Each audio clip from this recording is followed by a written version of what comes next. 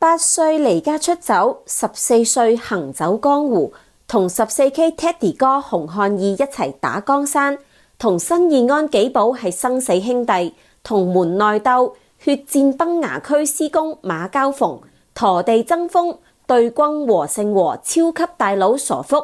80年代入娛樂圈做龍虎武師，為電視台出頭講數，開電影公司，出品監製多部影視，同羅文、伍馬、洪金寶係合作夥伴，張學友、吳君如、吳孟達、鐘鎮濤都係合作演員。90年代轉行經商，進軍內地，經辦金融期貨，賺得盆滿缽滿。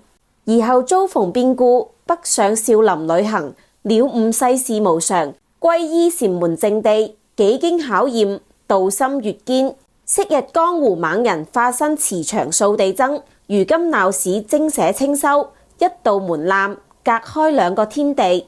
門內誦經念佛，木魚念珠，出門教習氣功，少林拳術，出世入世算係圓通無阻，紅塵奔走亦都自在逍遙。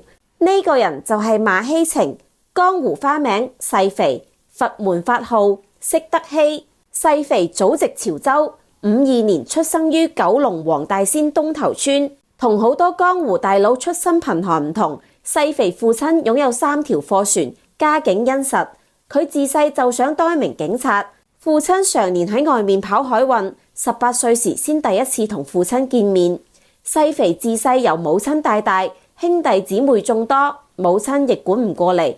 膽大嘅細肥8歲就曾離家出走。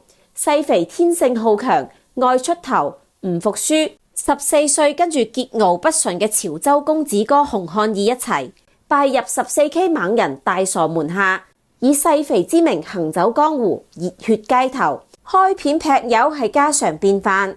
能打敢打，拳頭硬，講義氣嘅細肥迅速出位，年紀輕輕就喺道上聲名鵲起。洪漢義嘅成名道路上，點可能少得同門兄弟細肥嘅幫助呢？自細習武嘅細肥，俾用腦嘅洪漢義打得，可以講10個洪漢義打唔過1個細肥。喺後嚟嘅3次以寡敵眾嘅戰役中，正係細肥死死護住身為大傻軍師嘅洪漢義，先使得睇起嚟係文弱書生嘅洪漢義免於就此終結傳奇嘅一生。而當年嘅藍田一戰，細肥帶住7名兄弟遭敵對幫會伏擊，8人對50幾人嘅陣仗聽起嚟冇乜嘢，但真係要面對嘅時候，平常人都會即刻嚇到腳軟。細肥雖然打過好多次以寡敵眾嘅交，但懸殊咁大嘅仲係第一次。呢一次細肥帶住7名兄弟，以3人負傷、1人斷腳嘅代價，將敵對幫會打趴30幾人。剩低嘅人睇住猶如戰神一般嘅細肥落荒而逃。亦就係呢一戰，細肥之名響徹江湖。洪漢義係繼跛豪之後嘅第2代大毒梟，據說擁有過億身家，但道不同，不相為謀。細肥並未同洪漢義一齊撈偏門，年輕氣盛、火力強悍嘅細肥曾殺入佐敦，同盤踞在此嘅傻福纏鬥得不可開交。為爭搶地盤，雙方喺吳淞街爆發多次群毆追斬，仲曾血戰同門馬交逢。馬交逢喺 14K 地位高、資格老、作風霸蠻，為幫兄弟出頭，細肥向馬交逢公開宣戰，白刃搏殺中，頭上留低咗一道10幾公分嘅刀疤。同新義安紀寶更係親如兄弟嘅生死之交。70年代，細肥經常出沒於重慶大廈，之後就結識咗紀寶，兩人都係潮州老鄉，感情又特別好。冇耐，兩人成為結拜兄弟，一齊出生入死。一次喺九龍藍田食完宵夜，細肥同紀寶一行4人遭到對方20幾人圍攻，細肥仗義叫紀寶上車走先，一人殿後，最終全身而退。冇耐，紀寶拜入新義安教父林景門下，成為香港著名嘅夜總會大亨，並喺澳門賭業江湖翻雲覆雨。震驚全港嘅陸羽茶室槍擊案幕後主使楊家安，則係細肥徒孫。楊家安係細肥小弟亂毛名門生，當時只係細肥下面嘅一個馬仔。70年代細肥幫電視台講數嗰陣，曾帶住楊家安一齊開片。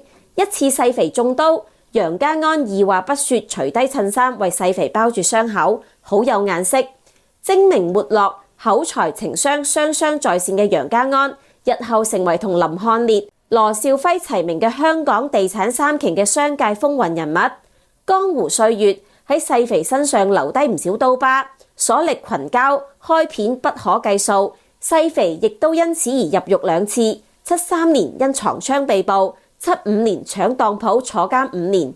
80年代初，細肥出獄，開始幫電視台出頭講數。嗰陣電視台喺街頭拍攝劇情外景，經常會被幫派勢力收地盤費，經常坐地起價。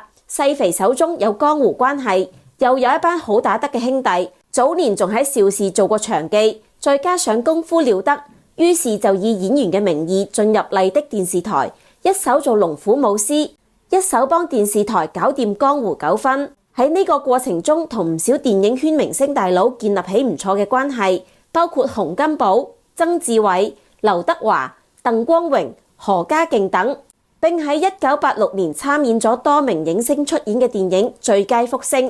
喺電影圈積累足夠人脈同經驗嘅細肥，1990年開辦咗自己嘅電影公司，出品監製多部電影，一路順風順水。90年擔綱策劃電影《一眉道姑》，吳君如、杜德偉出演，票房404萬。91年擔任電影《馬路英雄》製片，張學友、伍馬、莫少聰、李麗珍出演，票房504萬。91年策勝製片人，羅文導演，成灰安、黃炳耀出演，票房340萬。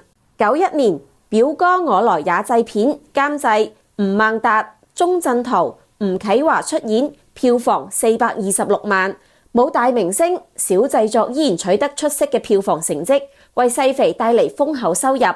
92年嘅一個春天，大陸遍地商機，港商紛紛揮師北上，春風得意嘅細肥跟從投資內地嘅大潮，嚟到珠海開設金融期貨公司。嗰陣正值改革紅利高峰，月入輕鬆數百萬，幾年落嚟身家過億。96年一場突如其來嘅變故，將細肥打咗個措手不及。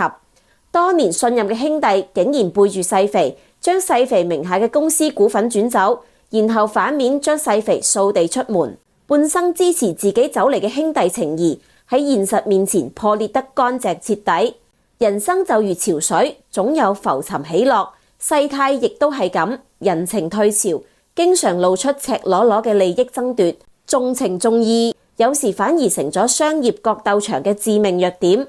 細肥一時接受唔到，同朋友一齊嚟到嵩山少林寺旅行散心。中岳雄壯，健進嵯峨，登峰極目，萬丈盡收，千年寺塔，莊嚴肅穆，老僧慈悲，淳樸親厚。細肥感到一種久違嘅回家嘅感覺，心中升起一種充盈平和嘅歡喜，就住咗落嚟，同少林僧人練拳術、學氣功、參禪打坐。1年後歸依為俗家弟子，法號釋德熙。塵心一洗，滿身輕，細肥又返到香港。嗰陣老搭檔洪漢義啱出獄，力邀細肥一齊搞348 Disco， 從店面裝修到協調各方關係，細肥投入咗大量心力。洪漢義曾承諾將348睇場權交俾細肥，不過最終雙方意見不合，一拍兩散。洪漢義睇住多年兄弟，意味深長咁講咗一句：細肥，你老咗。細肥當場拂袖而去，或者細肥冇聽到，洪漢義接住講咗一句：我都老咗。或者細肥聽到咗後半句：人在江湖，身不由己。洪漢義只係股東之一，佢講嘅唔算。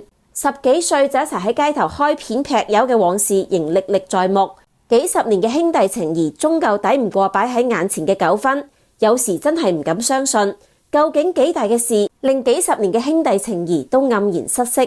細肥仲清晰咁記得82年洪漢義俾阿 Sir 追捕，洪漢義號稱喺港英當局內部嘅高官小弟，江湖上嘅大佬朋友無一出手相助，得自己幫佢，將佢藏喺大埔嘅一間倉庫入面。江湖歷嚟如此，容不得唏噓感嘆。兩人聯繫並唔多，現實已經發生太多改變，人都唔傻，自然會將自己認為嘅地位、價值俾到對方身上，或者係疏遠太耐，又或者係圈子已經交錯太遠。世態炎涼皆俯仰，時勢名利移人心。時代大潮排山海，當路誰言赤子心。感悟傷懷，或者只係失意落魄者嘅智慧偽語。細肥將放數、走私所有偏門生意一刀切，徹底金盆洗手，放低大佬身份，先係嚟到大嶼山東涌做保安，接住換到機場做地勤，以一個普通人嘅身份喺紅塵生活。